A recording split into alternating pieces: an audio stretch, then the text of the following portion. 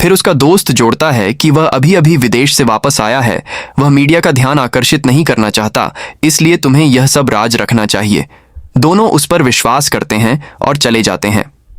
अगले सीन में Luong bus stop पर अपने दादाजी को लेने जाती है, जो कुछ दिनों के लिए उससे मिलने आए हैं।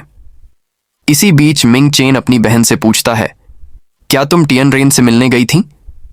उसकी बहन जवाब देती है, हाँ, वह अभी डिंग परिवार के साथ रह रहा है और उसे हमारी चिंता नहीं है। मिंग चेन कहता है, वह अपने बिजनेस के लिए यहां आया है, इसलिए हम उसे मजबूर नहीं करेंगे। डिंग परिवार और हम काफी करीब हैं, वह जब चाहेगा वापस आ जाएगा। दूसरी तरफ लिंग के दादाजी उसे एक लड़के के साथ ब्लाइंड डेट पर ले जाते हैं, जो लुआंग का बचपन का दोस्त था। लुआंग रुचि नहीं लेती और उसकी बातों से बोर हो जाती है, इसलिए वह अपनी दोस्त को मदद के लिए मैसेज करती है। दूसरी ओर मिंग चेन का दोस्त उससे कह रहा है कि तुम अभी तक लू फंग से एक किस भी नहीं ले पाए।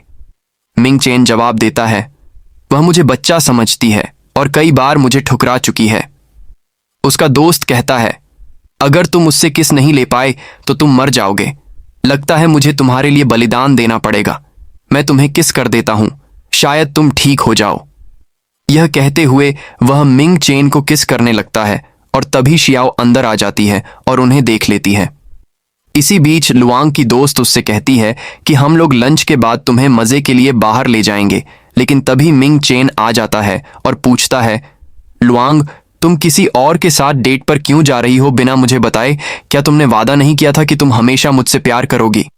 उसी समय उसके दादाजी पूछते हैं, तुम कौन हो? मिंग चेन जवाब देता है, मैं लू फंग का बॉयफ्रेंड हूं। इसके बाद तीनों मजे के लिए बाहर जाते हैं, जहां उसके दादाजी दोनों के साथ फोटो लेने लगते हैं। वह उन्हें पास खड़े होकर हाथों से दिल का आकार बनाने को कहते हैं। उसके बाद दादाजी जाने वाले होते हैं। वह मिंग चेन से कहते हैं, लुआंग का ख्याल रखना, और फिर चले जाते हैं। अगले सीन में मिंग चेन की बहन उससे पूछती है, क्या हुआ, तुम आज बहुत खुश लग रहे हो?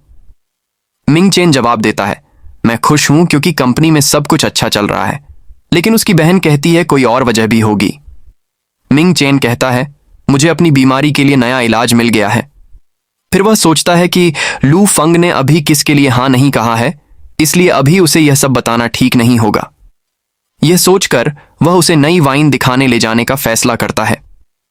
अगले सीन में लू फंग दुकान की ओर जा रही होती है, लेकिन वह पहले से ही देर में है।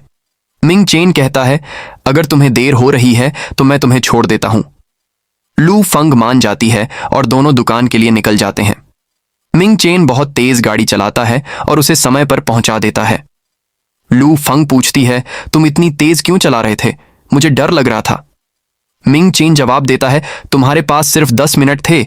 अगर मैं तेज नहीं चलाता तो तुम देर से पहुंचती, और यह पहली बार है कि तुम मेरे साथ आई हो, इसलिए डर गई। अगली बार नहीं डरेगी। लुआंग कहती है, मैं तुम्हें बच्चा समझती थी, लेकिन तुम्हारी ड्राइविंग बहुत अच्छी है। यह कहकर वह जाने लगती है, लेकिन अचानक उसके पैर में मोच आ जाती है। मिंग चेन पूछता है, क्या मैं तुम्हें उठा लूं? मैं पहले भी उठा चुका हूं। लुआंग कहती है, नहीं, मैं इतनी कमजोर नहीं हूं, मैं खुद चली जाऊंगी। अगले सीन में लुआंग की सहकर्मी शियांग उससे कहती हैं, हमारा बड़ा क्लाइंट मिस्टर चेन ने ऑर्डर रद्द कर दिया है, इसलिए इस महीने हमें सैलरी नहीं मिलेगी। अब हमें कड़ी मेहनत करनी होगी और वाइन की बिक्री बढ़ानी होगी। कोई गलती मत करना। तभी एक ग्राहक आता है और कहता है, तुमने मुझे नकली वाइन बेची थी, वह बहुत महंगी थी, इसलिए तुम्हें पैसे वापस करने होंगे और कीमत से 10 गुना ज्यादा मुआवजा देना होगा। लुआंग कहती है, जरूर कोई गलतफहमी है, हम कभी नकली वाइन नहीं बेचते। आदमी चिल्लाता है, मुझे साफ याद है, तुमने ही बेची थी, अब तुम्हें मुआवजा देना होगा, दुकान नहीं।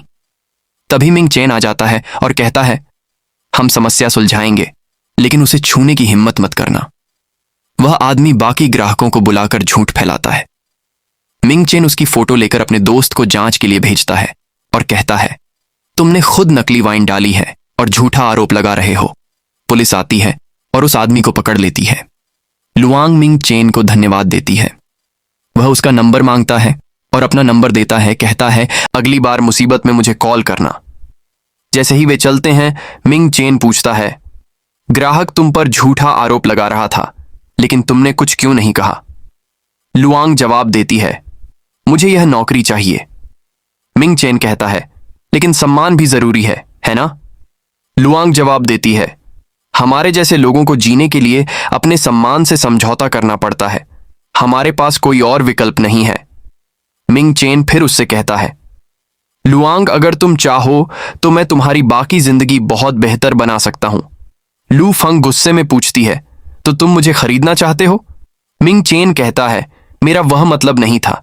तुम अपना सपना हासिल करना चाहती हो ना, मैं उसमें मदद कर सकता हूं। लुआंग जवाब देती है, मुझे तुम्हारी मदद नहीं चाहिए। मैं अपना सपना अपनी मेहनत से हासिल करूंगी। बाद में मिंग चेन घर जाता है और अपने दोस्त ली को सब बताता है। ली पूछता है, क्या तुम लू फंग को पसंद करने लगे हो? मिंग चेन जवाब देता है, मुझे नहीं पता, लेकिन जब भी मैं उसके साथ होता हूं तो मुझे बहुत खुशी होती है। ये मुझे मेरे बचपन की याद दिलाता है जब मेरे माता पिता जिंदा थे और मेरी जिंदगी बेफिक्र थी। ली कहता है, पहले मैंने तुमसे कहा था कि लू फंग को डेट करो ताकि तुम जिंदा रह सको, लेकिन अब मुझे लगता है कि तुम्हें सच में उसकी जरूरत है। अगले दिन जब लू फंग काम पर जा रही होती है, उसका मकान मालिक किराया लेने आता है, लेकिन उसके पास पैसे नहीं होते। तभी मिंग चेन आता है और उसका किराया भर देता है। वह कहता है, तुम्हें मुझे पैसे वापस देने होंगे। लुआंग कहती है, हाँ, मैं जरूर तुम्हारे पैसे लौटा दूंगी। मिंग चेन कहता है, मुझे पैसे नहीं चाहिए, मुझे कुछ और चाहिए, और वह उसकी तरफ बढ़ता है। लुआंग कहती है, लगता है तुम बहुत ज्यादा ड्रामा देख रहे हो। मिंग चेन कहता है, मुझे बस तुम्हें एक रात के लिए चाहिए। हैरान लुआंग कहती है, तुम कितने गंदे हो, कृपया गलत मत समझो, मैं हद पार नहीं करूंगा, मुझे बस एक रात तुम्हारा समय चाहिए। कुछ सोचने के बाद लुआंग मान जाती है और मिंग चेन चला जाता है। बाद में लाइब्रेरी में लुआंग किताबें निकाल रही होती है, तभी वह गिरने लगती है। फिलिप समय पर आकर उसे पकड़ लेता है। लुआंग कहती है, मैं आपकी प्रतियोगिता में भाग लेने वाली हूं, और जोड़ती है, आप मेरे आदर्श हैं। वह उसे डिनर पर ले जाती है, जहां वह उसे खास वाइन परोसती है जो फिलिप को पसंद आती है। वे वाइन के बारे में बात करते हैं और फिलिप ध्यान से सुनता है।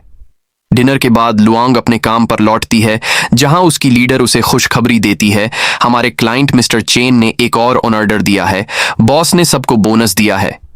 सब खुश होते हैं और उस रात पार्टी करने की योजना बनाते हैं।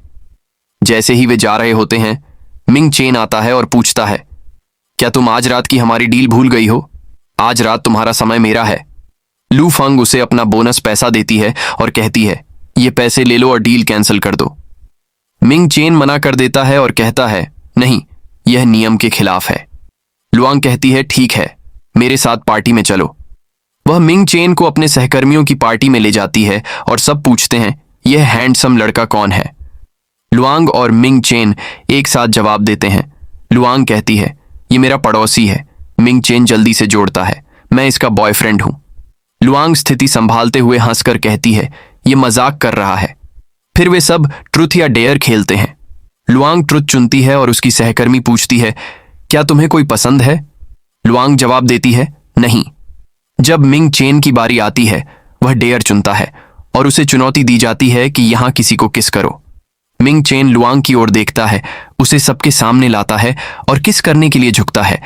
लुआंग आंखें बंद कर लेती है, लेकिन मिंग चेन अचानक रुक जाता है, सोचता है, क्या मैं उसके साथ खेल रहा हूं, और बीच में ही चला जाता है, जिससे लुआंग शर्मिंदा महसूस करती है।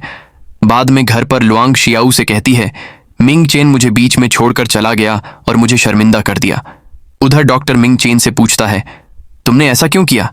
यह बहुत अच्छा मौका था, तुम किस तक क्यों नहीं रुके? मिंग चेन जवाब देता है, मैं बस उसके साथ खेल रहा था, मैं उसे सिर्फ जिंदा रहने के लिए किस कर रहा हूं। डॉक्टर पूछता है, क्या तुम सच में लू फंग को पसंद करते हो?